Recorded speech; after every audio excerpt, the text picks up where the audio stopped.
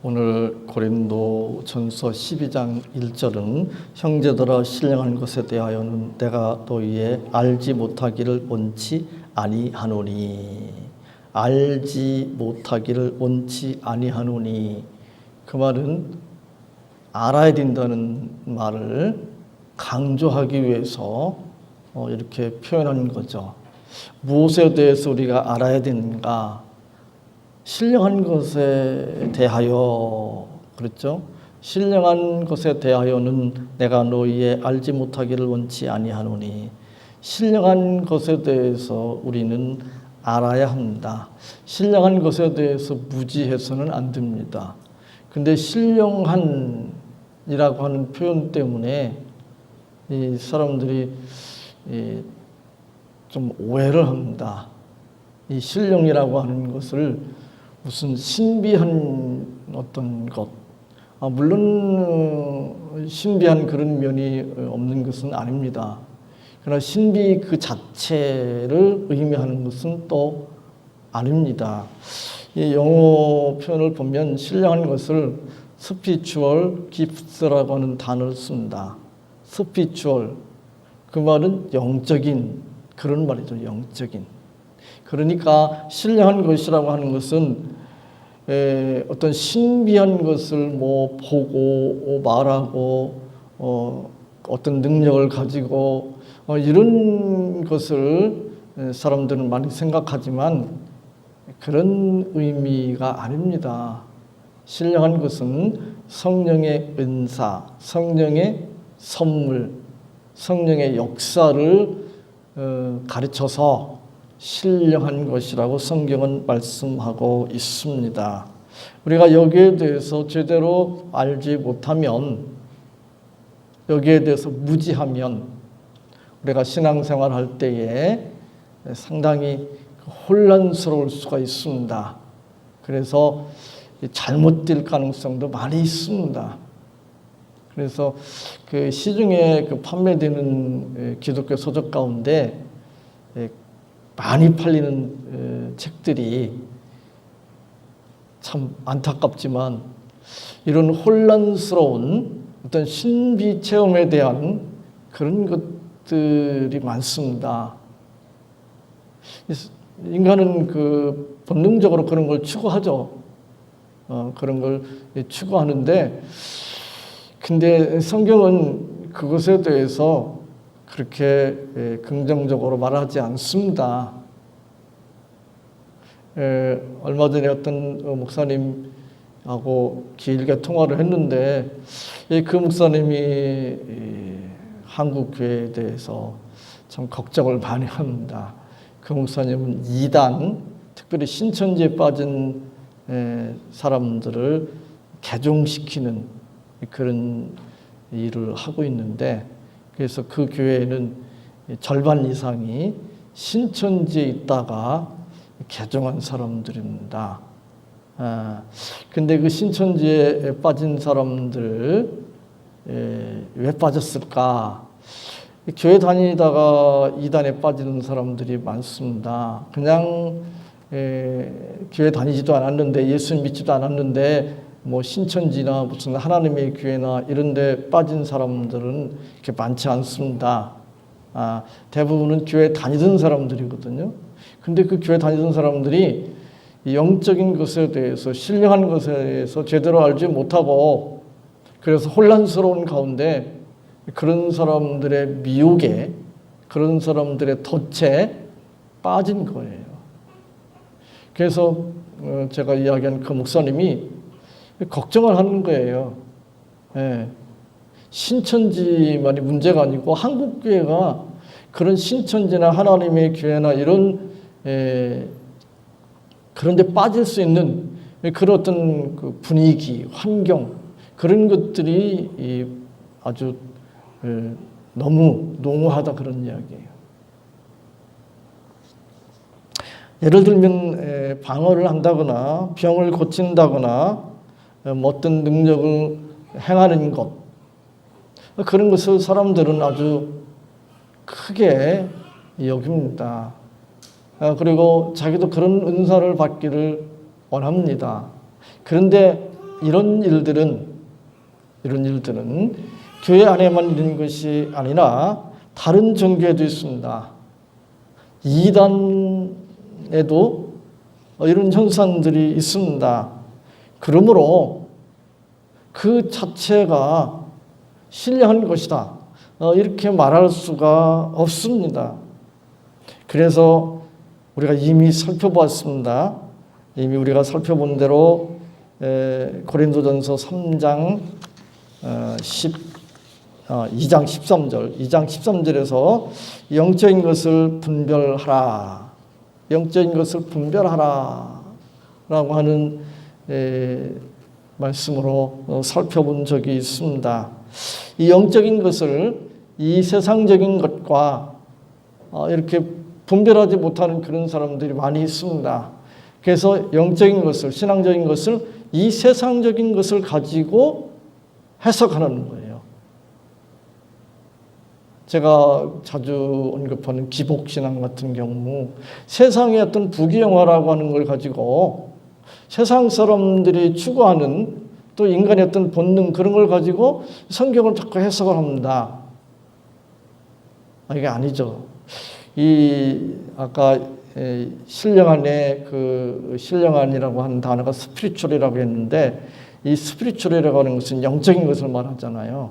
그럼 영적인 것에 반대되는 개념은 무엇이에요? 세속적인, 세상적인 그런 거예요. 세속적인 걸 기준으로 해서 영적인 것, 신앙적인 것을 자꾸 해석하려고 그래요. 그건 잘못된 것입니다. 지난번에 스트롱스 컨코던스에서 그 원어 가지고 제가 고린도전서 2장 13절 설교할 때 말씀드렸습니다.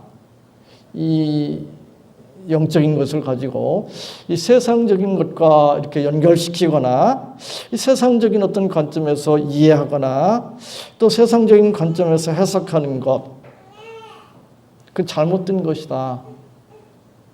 그것은 신령한 것에 대해서 무지한 것이다. 신령한 것에 대해서 잘 모르는 것이다. 이렇게 말할 수 있습니다. 많은 사람들이 어떤 신비한 체험을 하고 어떤 은사를 가지고 자랑하는데, 그 가운데는 하나님으로부터 온 것도 있지만 사단으로부터 온 것도 있습니다. 사단은 우리를 미혹합니다. 하나님께서 역사하시는 것을 흉내내어서 우리를 미혹합니다. 요한계시록에 보면 아주 그게 분명하게 기록되어 있잖아요. 그죠? 사단이 하나님께서 하시는 일들을 흉내냅니다. 요한계시록에 보면 심지어 부활까지도 흉내내고 있잖아요. 그죠?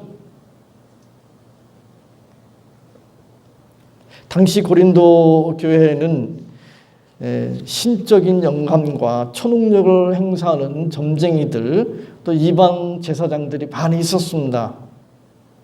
그래서 그런 환경 가운데서 생활했던 고린도 지방 사람들이 이제 예수님을 구주와 주님으로 믿고 그리스도인이 됐습니다. 그런데 기독교인이 되었지만, 그러나 태어나서 자란 그 영향받은 것 때문에 신앙적인 것도 영적인 것도 그런 식으로 자꾸 생각하는 거예요. 마치 우리나라 그리스도인들이 유교적인 전통, 또 불교적인 전통, 또 샤머니즘적인 그런 그런 전통 가운데 태어났어요. 그래서 그 가운데 자랐어요. 그래서 자기도 모르게 그게 몸에 이렇게 배어 있어요. 말 가운데, 행동 가운데 배어 있어요. 삶 가운데. 근데 그러다가 어느 날 전도를 받고 또 예수님을 구주와 주님으로 믿게 되었습니다. 그가 교회를 다닙니다. 그런데 교회는 다니는데 가치관이, 생각이 완전히 성경적인 그런 성경이 요구하는 그런 모습으로 변화된 것이 아니기 때문에 자꾸 그런 시각으로 신앙을, 영적인 것을 자꾸 보려고 하는 거죠. 그게 교회 다니면서 성경을 제대로 이렇게 바르게 읽고 진지하게 성경을 공부하고 이렇게 묵상하고 그러면서 이렇게 신앙이 이게 잘하면 모르는데 전도 받고 그냥 교회 와서 또 이 사람 저 사람 인간관계 맺고 그래서 교회를 그냥 다니긴 다니는데 성경 말씀도 깊이 이렇게 공부하지도 못하고 또 영적으로 이렇게 어떤 성숙하지도 못하고 그러면서 5년, 10년 지나고 또 다른 사람하고 이렇게 교제하면서 뭐 교회도 다니고 또 다른 성도들이 하는 대로 자기도 뭐 헌금도 하고 봉사활동도 하고 뭐 전도도 하고 이러다 이제 교회에서 집사도 되고 심지어 장로도 되고 권사도 되고 심지어 목사까지 되고 뭐 이런 일들이 많습니다. 그러니까 그분들이 이게 성경에 대해서 체계적으로 제대로 배울 기회를 갖지 못하고 그냥 건성으로 신앙생활 하면서 직분까지 받고 이러다 보니까 그리고 그 사람들이 지도자가 되니까 한국계 전체가 지금 혼란스러운 상태에 있습니다. 제가 아까 말씀드린 그 목사님이 한 걱정하고 있어요. 저하고 그런 면에서 이제 말이 좀 통하는데 이거 어떻게 해야 되냐. 그런 사람의 수가 다수기 때문에 이거 어떻게 해야 되는가. 제대로 성경 알고 해석하고 믿는 사람은 소수인데 이게 어떻게 하냐. 그래 이런 이야기를 하더라고요. 목사님들 붙들고 이제 우리가 이 성경을 제대로 공부해야 된다. 성경을 제대로 알아야 된다. 그리고 우리 그 믿음의 그 대선배들이 있는데 그 대선배들이 쓴 책들이 있지 않냐. 뭐 칼빈의 기독교 강요나 또 칼빈의 주석들 또 서신서들 그리고 뭐 바빙크의 개혁 교회학이라든지 그 전에 보면 어거스틴의 하나님의 도성이나 삼위일체론이나 이런 위대한 서적들이 있는데 그거 어렵다고 안 보고 그러니까 막 그 성경도 이상하게 해석하고 그렇게 이제 호소를 하는 거예요. 근데 그 목사님이 그러는 거예요. 대부분의 목사님들이 그게 무슨 상관이야. 신학이 무슨 상관이야. 뭐 이러면서 이 기도원에 가서 소나무 뿌리 뽑는 얘기를 한다는 거예요. 그러니까 이상한 데로 가죠.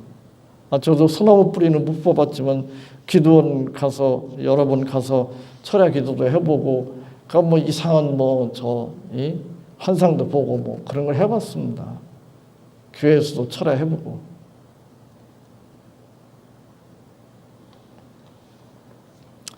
부끄러운 이야기인데 어느 날 어떤 목사님이 동기 목사님이 세상을 떠났는데 그분이 어떤 교수님한테 소개를 받아가지고 참 그분도 조직신학 교수인데 그분이 소개해가지고 그 목사님이 이제 어디 어떤 기도원 원장님이 있는데 신령하다고 그래서 한번 가보자고 갔는데 눈을 찔러 눈 소원에 어쩌고 저쩌고 눈 찔러 눈 그래서 사람 기절시키는.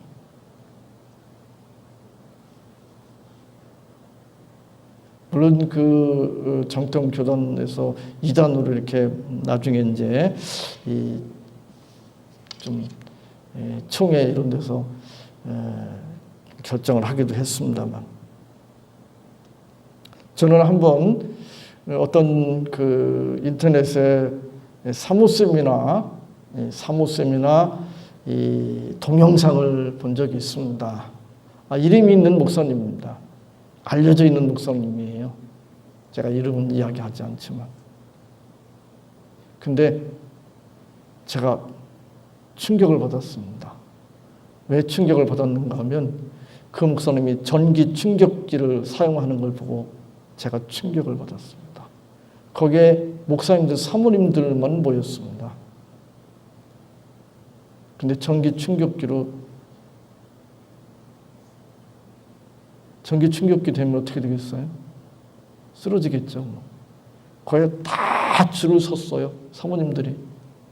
그 목사님한테 안수기도 받고 싶다고. 그냥 안수기도 하면서 그냥 충격기 돼요. 그럼 쓰러져요. 근데 그 동영상에 다른 분들은 못 봤는데 저는 이렇게 보이더라고. 충격기가 보여. 이게 진짜 혼란스러운 거잖아요. 인위적인 방법을 통해서 비성경적인 체험을 조작하고 몽롱하고 무의식적인 세계로 몰아넣는 자극적이고 자의식이 없는 황홀경과 몰아지경으로 사람들을 들어가게 하는 것, 그것이 신령한 것이라고 생각하는 사람들이 있습니다. 아닙니다. 그게 신령한 것이 아닙니다. 신령한 것은 그냥 영적인 것이에요. 영적인 것, 신앙적인 것, 성경적인 것, 성령의 역사. 하나님께서는 각자에게 각양의 은사를 주셨습니다. 8절로 10절에 보면 이렇게 말씀합니다. 어떤 이에게는 성령으로 말미암아 지혜의 말씀을, 어떤 이에게는 같은 성령을 따라 지식의 말씀을, 다른 이에게는 같은 성령으로 믿음을, 어떤 이에게는 한 성령으로 병 고치는 은사를, 어떤 이에게는 능력의 함을, 어떤 이에게는 예언함을, 어떤 이에게는 영들 분별함을, 다른 이에게는 각종 방언 말함을, 어떤 이에게는 방언들 통역함을 주시나니. 그런데 성경 어디를 읽어봐도 이 은사들에 대해서 순위를 정하고 등급을 매기는 그런 일을 성경에서 한 곳을 찾아볼 수가 없습니다. 왜냐하면 다 필요하기 때문에 그렇습니다. 성경에 보면 몸의 지체로 설명하고 있습니다. 몸의 지체. 몸에는 여러 지체가 있습니다. 근데 그 지체들이 다 필요하고 중요하다고 말씀하고 있습니다. 사람들은 초월적인 은사, 그런 걸 더 고급스럽다, 더 수준 높다, 그렇게 여기는 경향이 있습니다. 반대로 그렇지 않은 은사에 대해서는 가볍게 여기는, 우습게 여기는, 은사로 취급도 하지 않는 그런 경우들을 볼 수 있습니다. 고린도 교회 안에는 이런 초월적인 은사를 받은 사람들이 우월감을 가지고 자랑하고 또 교만하고 또 자기들이 그만큼 더 우월하기 때문에 다른 성도들을 자기들이 지배해야 된다고, 그들을 위해 군림해야 된다고 이렇게 생각을 했습니다. 참 답답한 일이죠. 제가 대학생 때 이 공주의 유구면이라고 있습니다. 그곳으로 봉사활동을 간 적이 있습니다.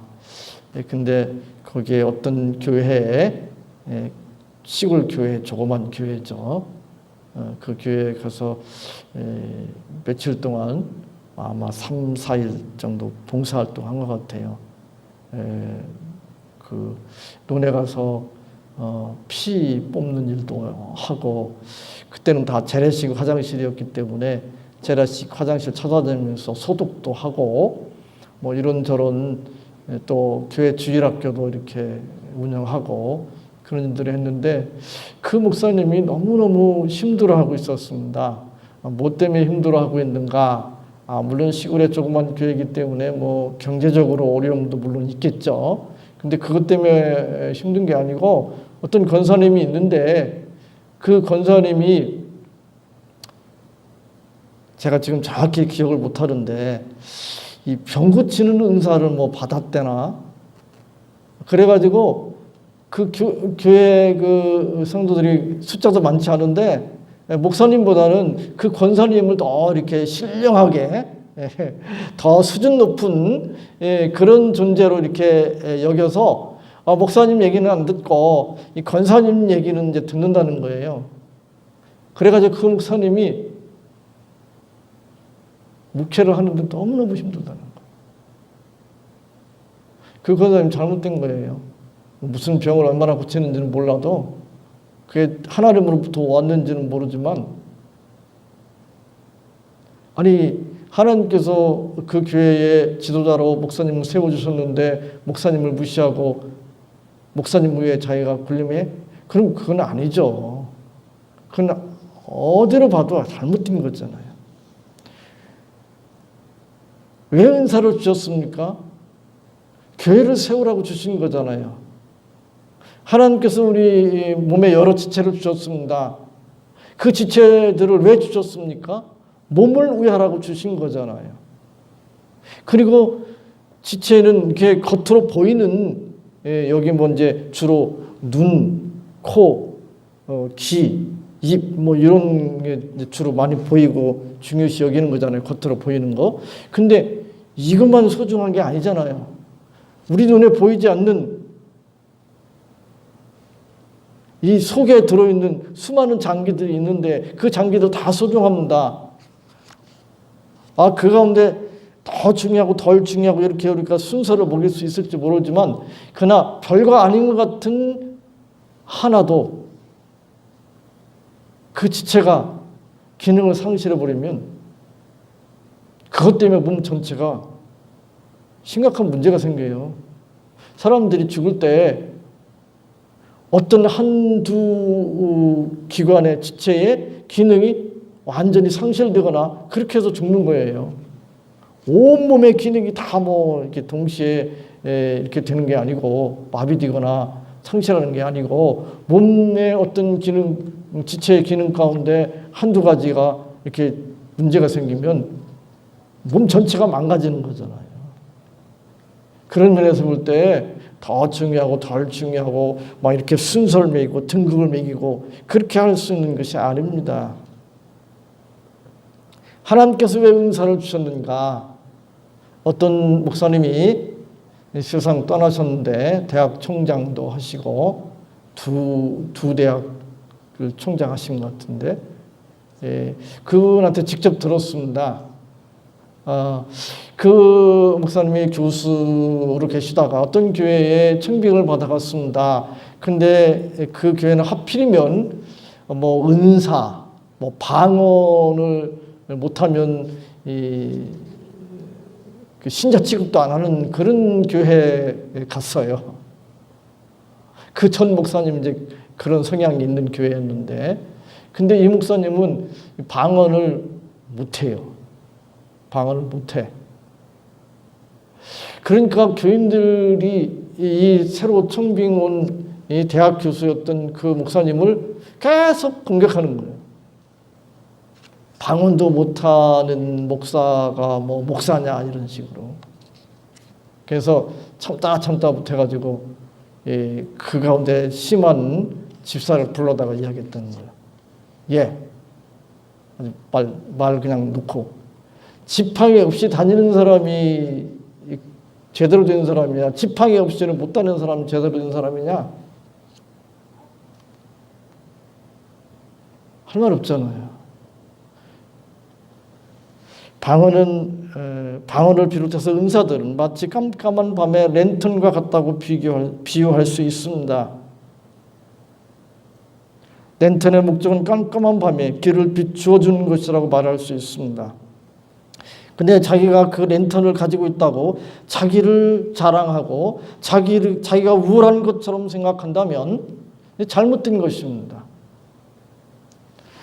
하나님께서 은사를 주신 것은 하나님을 아는 것, 계시를 분명하게 아는데 또 교회를 세우는 데 목적이 있는 것입니다.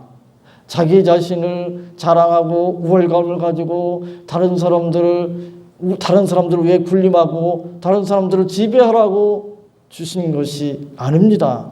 근데 많은 사람들은 그렇게 생각합니다. 고린도 교회 성도들이 그렇게 했습니다. 12절로 17절에 이렇게 말씀합니다. 몸은 하나인데 많은 지체가 있고 몸의 지체는 많으나 한 몸인과 같이 그리스도도 그러하니라. 우리가 유대인이나 헬라인이나 종이나 자유자나 다 한 성령으로 세례를 받아 한 몸이 되었고 또 다 한 성령을 마시게 하셨느니라. 몸은 한 지체뿐 아니요 여럿이니 만일 발이 이르되 나는 손이 아니니 몸에 붙지 아니하였다 할지라도 이로 인하여 몸에 붙지 아니한 것이 아니요 또 귀가 이르되 나는 눈이 아니니 몸에 붙지 아니하였다 할지라도 이로 인하여 몸에 붙지 아니한 것이 아니니 만일 온몸이 눈이면 듣는 곳은 어디며 온몸이 듣는 곳이면 냄새 맡는 곳은 어디뇨. 그렇습니다. 어떤 은사를 받았든지 그 모든 은사를 받은 그리스도인들은 그리스도의 몸된 교회의 지체들입니다. 모두가 그리스도의 몸된 교회를 위하여 존재하는 것입니다. 자기 자신을 위해서 존재하는 것이 아닙니다.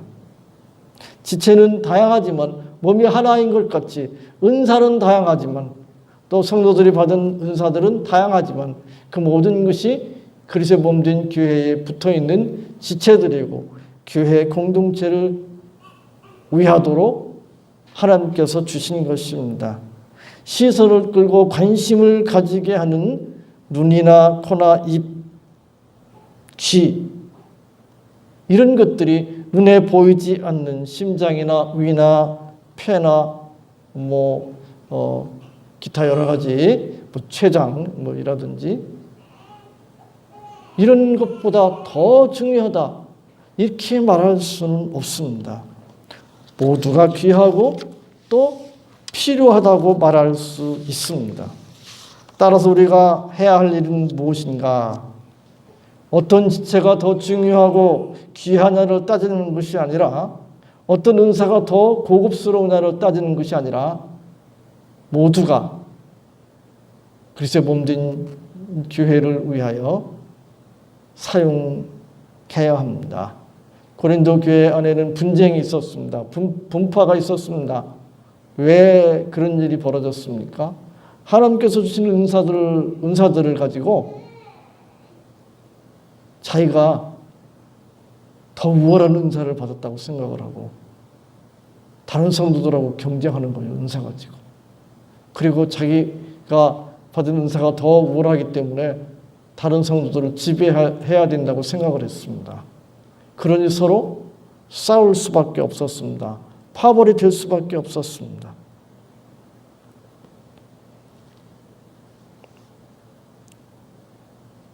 성경은 우리에게 말씀합니다. 신령한 것에 대하여는 내가 너희의 알지 못하기를 원치 아니하노니. 이 모든 교회 안의 분란들, 싸움들, 그리고 혼란스러움들, 그것은 신령한 것에 대해서, 영적인 것에 대해서 제대로 알지 못하기 때문에, 분별하지 못하기 때문에 오는 것입니다. 우리 모두는 늘 성경을 가까이 하고 진지하게 성경을 읽고 또 하나님의 말씀을 체계적으로 또 진지하게 배워서 우리가 이러한 일에 대해서 잘 알아야 됩니다. 분별해야 됩니다. 그래서 우리의 신앙생활이 혼란스럽지 않고 또 잘못된 길로 빠지지 않고 바르고 또 그런 복된 신앙생활이 되어야 되겠습니다. 하나님 감사합니다. 오늘 이 말씀 붙들을 수 있도록 도와주시옵소서. 저희들이 생각 없이 교회에 나오고 또 하나님의 말씀을 듣고 또 신앙생활을 한 적이 너무도 많았습니다. 저희들 긍휼히 여겨주시기를 원합니다. 하나님의 말씀을 바르게 또 체계적으로 잘 배워서 저희들이 신령한 것에 대해서 영적인 것에 대해서 바르게 또 분명하게 분별함으로 말미암아 저희들이 이 혼란한 세상 가운데 저희들 신앙생활이 잘못되는 그런 일들이 없도록 도와주시옵소서. 하나님께서 주신 은사들을 자기를 위하여 사용하는 것이 아니라 교회를 위하여 또한 사용할 수 있도록 도와주옵소서. 예수님의 이름으로 기도하옵나이다. 아멘.